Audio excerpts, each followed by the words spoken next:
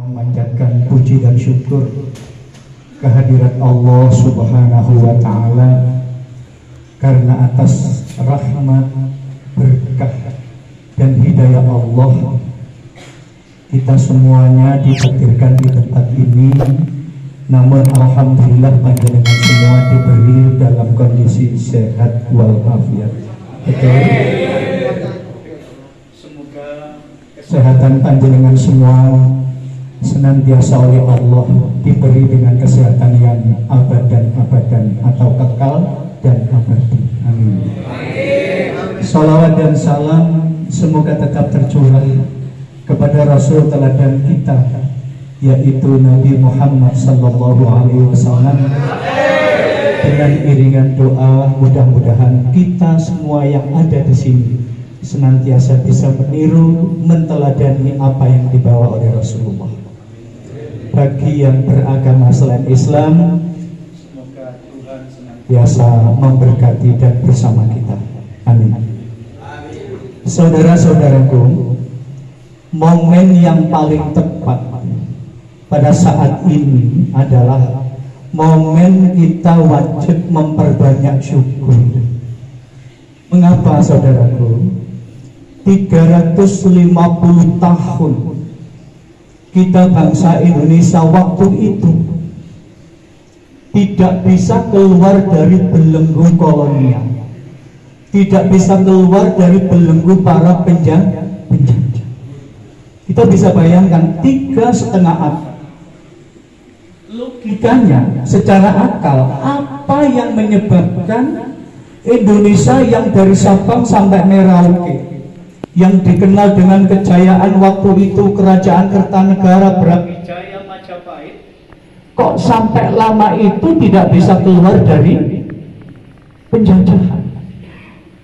Secara singkat jawabannya hanya satu, karena waktu itu bangsa Indonesia lebih mengedepankan sifat idealisme, yaitu seolah-olah dirinya yang paling kuat, yang paling benar, dan yang paling sukses. Sehingga selama 350 tahun Indonesia nggak bisa keluar dari penjajah. Karena apa? Satu dengan yang lain saling bermusuhan, satu dengan yang lain saling menjelekkan.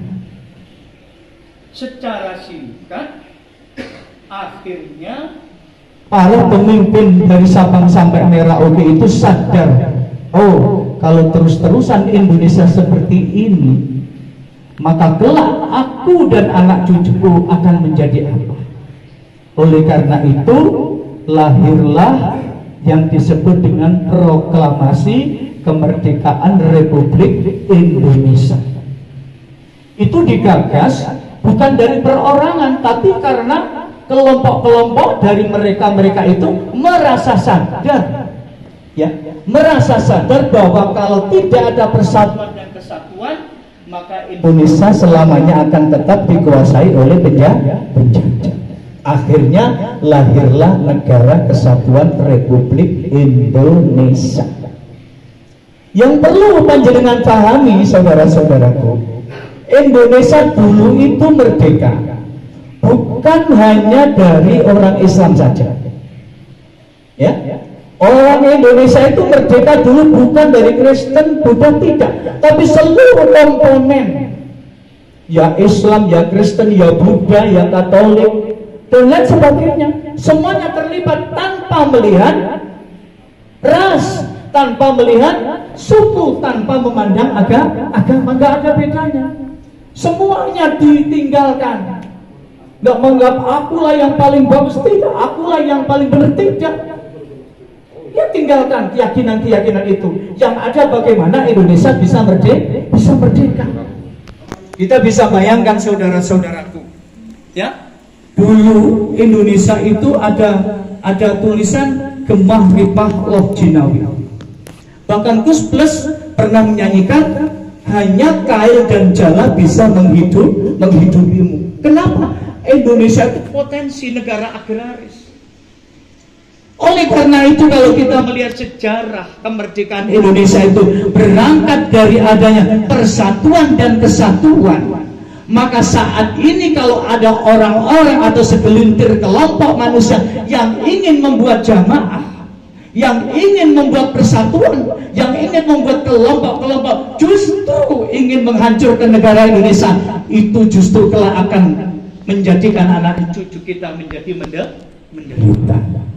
Coba sampai bayangkan, Indonesia sekarang merdeka baru berapa tahun? 77 tahun, belum satu abad, tapi Indonesia sekarang sudah kedengarannya sudah carut dan marut. Mungkin pemikiran Bapak, saudara-saudaraku, kalau misalkan kita berbuat, ya harus dipikir bagaimana dengan anak-anak masa depan saya, cucu-cucu kita. Maka itu salah satu hal yang patut kita teladani dalam rangka menyambut sesi proklamasi kemerdekaan Indonesia itu tidak lain, ayo mengisi kemerdekaan ini dengan berbagai cara yang identik dengan agama masing-masing. Karena agama Kristen, agama Islam, agama Buddha, agama apapun tidak ada yang memberi contoh atau uswah kepada pemeluknya untuk berbuat makar, apalagi membuat kudeta. Kita bisa melihat di negara kita sekarang ini ada kelompok-kelompok radikal, ada kelompok-kelompok yang justru ingin merongrong kewibawaan kedaulatan negara Republik Indonesia tercinta ini. Mereka mengatasnamakan sebuah organisasi yang katanya siapa yang berani ikut aku dijamin surganya. Surga itu urusan siapa, saudaraku? Surga itu urusan Allah. Allah itu hanya akan memberikan balasan sesuai dengan apa yang penjenengan baca tadi malam. Al-yawma la yudlamu nafsun syai'aw wa la tujzauna illa ma kuntum ta'malun. Allah itu kelak tidak akan mengurangi sedikit pun pahala yang diberikan ke panjenengan kecuali apa yang panjenengan lakukan. Oleh karena itu, salah satu sesi untuk mengisi kemerdekaan itu tidak lain adalah dengan belajar sejarah masa kelam Indonesia. Kita harus paham itu. Indonesia sekarang sudah merdeka.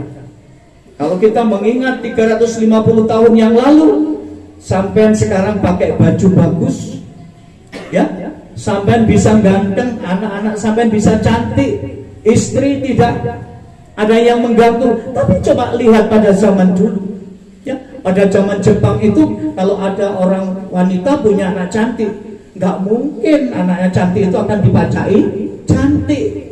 Penjenengan tahu ceritanya kelenteng kuning, ya? Kelenteng kuning itu kan cantik, supaya tidak terganggu sampai oleh mbok rondo dadapan, sampai dikasih apa itu? Kotoran, supaya tidak diganggu oleh lelaki-lelaki. Nah sekarang sampai mau maca, maka itu Islam, mohon maaf, yang beragama lain bisa nanti ke ajaran lain. Islam itu hanya memberikan ajaran agar semua orang Islam itu di dalam melaksanakan ajarannya, Iqra bismi rabbikal ladzi khalaq. Iqra itu kan bacalah, artinya apa, saudara-saudaraku? Kalau kita mengaku orang yang beragama, khususnya Islam, maka dalam mengamalkan ajarannya wajib dimulai dari menulis dan membaca. Nah, mereka itu yang beraliran-aliran keras, beraliran yang justru ingin merongrong kedaulatan rakyat Indonesia atau negara Indonesia, mereka itu sudah kebablasan. Ya, contoh aja di Indonesia sekarang ada semacam ya perubahan apa itu jelmaan dari Ikhwanul Muslimin di Mesir, ya. Ikhwanul Muslimin itu kelompok yang tujuannya nanti akan mengkudeta. Nah, sebelum mengkudeta dia memberikan ajaran-ajaran akidah yang menyesatkan, bahkan mati aja sudah dianggap syahid. Syahid itu sudah urusan Allah, bukan urusan kita. Nah, mereka itu membuat kelompok dengan menyusun akidah-akidah yang salah. Pada akhirnya membuat kekuatan baru dan pada akhirnya akan membuat angkatan perang. Kalau sudah membuat angkatan perang, maka terjadi perang saudara. Indonesia sudah pernah perang saudara. Apa yang terjadi, saudaraku? Negara menjadi hancur. Oleh karena itu, orang yang cerdas dan bijak, ya, sekali lagi, orang Indonesia yang cerdas dan bijak.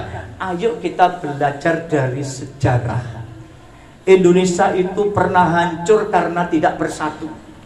Indonesia itu pernah habis harta bendanya karena mereka-mereka itu saling bermusuhan, saling dendam, saling hasut, saling berkelahi. Lah sekarang ini Indonesia sudah merdeka. Ayo merdeka ini kita isi dengan banyak bersyukur kepada Allah.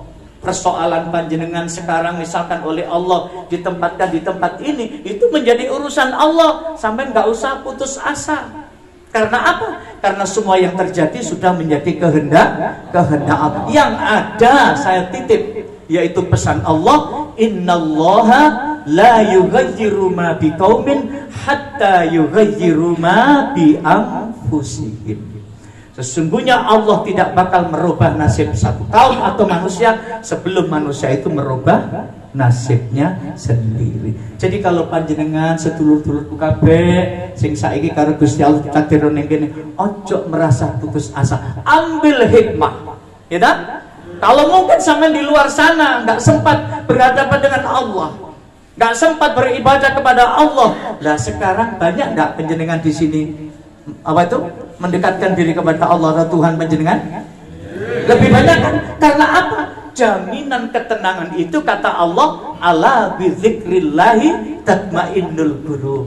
Kalau panjenengan kepingin tenang, hidupnya sejahtera, tidak kekurangan, istrinya tidak cemburu, istrinya tidak nagih sana, tidak nagih sini, tidak minta sana, minta sini, itu dekat-dekatlah dengan Allah Subhanahu wa ta'ala agar tatmainnul qulub, damai hatinya.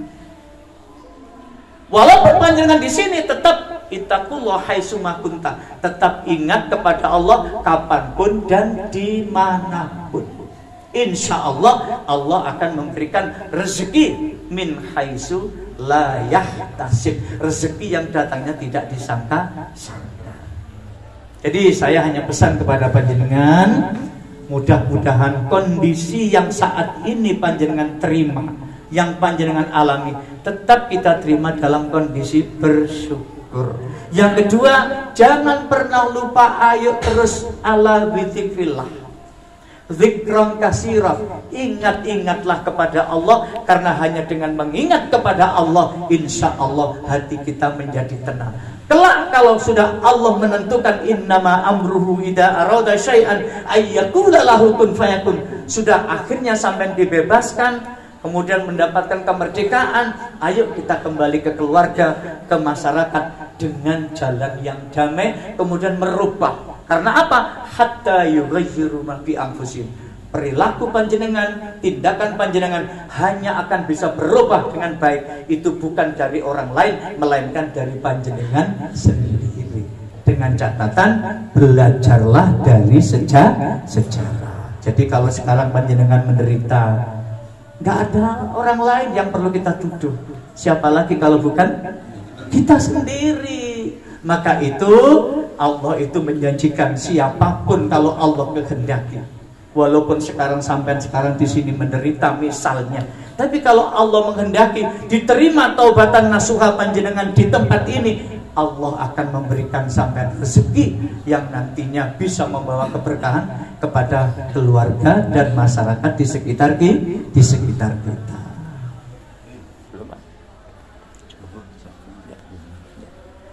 Akhirnya yang terakhir saya pesan kepada saudara-saudaraku, jangan pernah lupa, walaupun di mana kapanpun panjenengan berada, tetap dalam kondisi beriman dan bertakwa.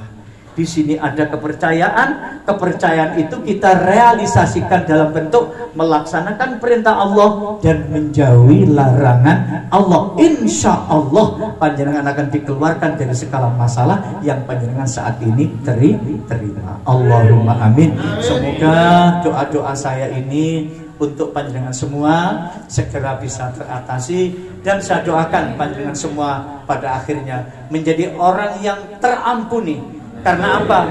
Nabi Adam dibuang dari surga, masuk ke tahanan yang namanya dunia 1000 tahun.